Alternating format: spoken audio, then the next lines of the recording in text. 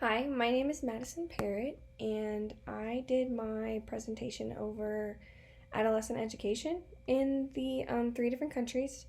I just thought it was really interesting. I kind of chose education because my dad's a teacher, and I just found it really interesting on how much I really think that education can change, an adolescent. Like, it's not just about what they're learning, but it's also about the environment they're in, because I think it's important to remember that the environment at school is also such a big part of an adolescent and what they deal through on a psychological level. So I obviously looked into the United States. I didn't realize that the United States is actually the second largest higher education system. I believe that China surpassed them in 2001. But I did know that the federal government has very little to say in the education system. Each state is allowed to basically decide what their laws are talking about education. So that I thought that was really interesting. In the next slide, it kind of breaks down the different levels of education, where in the United States, it's actually different in each state, which is not normal for most countries. Then it talks about diversity of education nationwide due to the states overseeing their own education systems. The other thing that is, guaranteed free education from kindergarten to 12th grade. So there are some countries who obviously have education that's free through into the universities. There are some where children have to pay, like the parents have to pay for free education and things like that. So I do think it's very important to realize that in the United States, education is essentially free for children between the ages of kindergarten and 12th grade. Um, for each country, I wanted to talk about the school systems because I thought it was interesting. They're similar but different. So in the United States, you have, elementary school, which is kindergarten through 5th or 6th grade. And that's the interesting part is, it can be, I believe it's 35 countries that require children to go to preschool. So that's really interesting. I feel like preschool is a big kind of way to tell if a child's ready for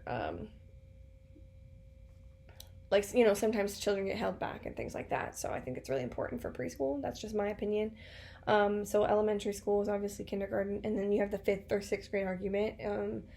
Then middle school, which is oftentimes 6th through 8th, where there's sometimes it's only 7th and 8th grade is middle school. Then you have high school, which is most of the time is considered 9th through 12th. Now, I do know that there are some schools that consider 9th grade to be like its own thing, which I think is very interesting. It's separate from middle school, but it's also slightly separated from high school as well. So it's just they're kind of in their own group in some states, and I thought that was really interesting. Where I went to school, it was I'm originally from Iowa, so I found it very interesting because in Iowa there are actually schools within the state that are different. So there is no statewide governing. I went to a school that was kindergarten through 5th, 6th through 8th, and then 9th through 12th. I have a really good friend of mine who went to school. Hers was kindergarten through 6th, 7th and 8th grade, and as middle school, and then 9th through 12th. So, I mean, we're in the same state, and we still had different school systems. I think when talking about like adolescence related to that kind of stuff, I just really think it's important to remember that like those different age groups and how they're categorized in the elementary schools that are combined together in middle school, such as my town has 4 elementary schools, and every elementary school class is combined within the middle school. So it's just a whole new world, meeting new people essentially at such a young age, feeling the pressure of like grouping and things like that, cliques, essentially, band, sports, whatever it is.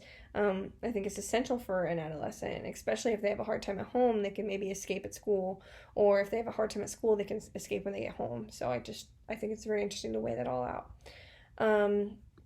The second country I did was Nigeria.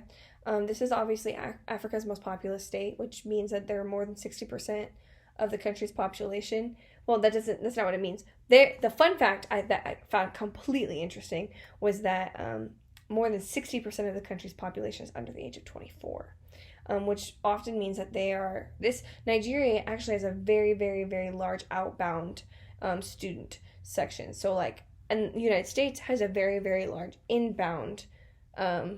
When it comes to universities, there are a lot of people that come to the United States to get more education, where Nigeria is the opposite. So they often are sending kids to universities in other countries. Part of the reason is that a lot of the universities have a cap on them, and because of the high population percentage under the age of 24, it's very likely that the numbers are not allowed, like, kids are not allowed to go to universities or turned away because the numbers are too high within their own country. So they're often sent or choose to go to another country. 70,000 outbound students there were 70,000 outbound students from Nigeria in 2015. And I found that super interesting. Then you have the school system. They're very similar to the United States. They're named a little bit differently. You've got basic education, which is 6 years of elementary school, and then 3 years of junior high. So they really group those together rather than separating them. And then you've got your post-basic education, which is senior secondary education. This is basic high school. Once you graduate, you get a certificate that you passed this school, and it's called a basic education certificate, which means you passed your basic level of education. For the United States, it would be K through 12.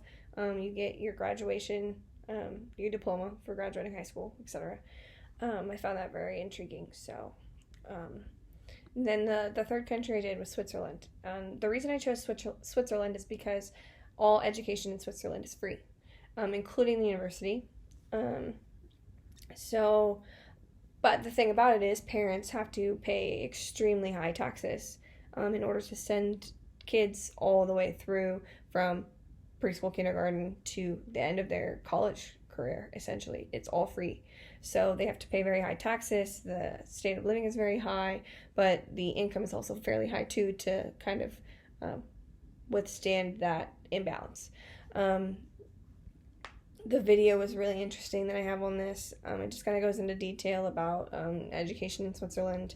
So if you break it down, you've got your primary education, which is kindergarten. Then you have your lower secondary education, which is middle school, around middle school age. You have your upper secondary education, which could also include vocational training. So that doesn't mean that you have to go to high school to go to university. Vocational training is something a little different, so you can kind of do that as well. And then you have your tertiary level education, which is your university level. But I kind of broke it down into the understanding of all these different school systems, because through these ages, all of these kids in these different countries are experiencing different things. You've got, kids in Switzerland who are basically getting free education through their whole adolescence. And the idea that it's free education is very intriguing to me. And the other thing that I found really interesting about Switzerland was that they're very specific on their school's timing. So there's often times where a child has to go to preschool or education all morning, and then there's a break in the middle of the day, and then they have to go in the evening. And it's really difficult for parents, because parents normally have to work all day. So I found that really intriguing. So, students going through adolescent phases and things like that, they really have to they might have a really bad home life or something like that.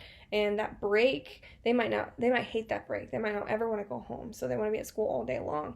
Then you've got kids, they look forward to that break. That's what they need. That's what they crave. They don't want to be in classes. They don't want to be in school. So it's just a very interesting concept. It's a different balance than it would be in the United States, where most schools don't even have open campus lunches in high school because of safety precautions and students still going to classes, etc. So just the balance of how schools and education systems are different, I think, can really affect psychologically an adolescent's life, in all honesty. So that's my project. I have my references in the last slide. But awesome. Thank you.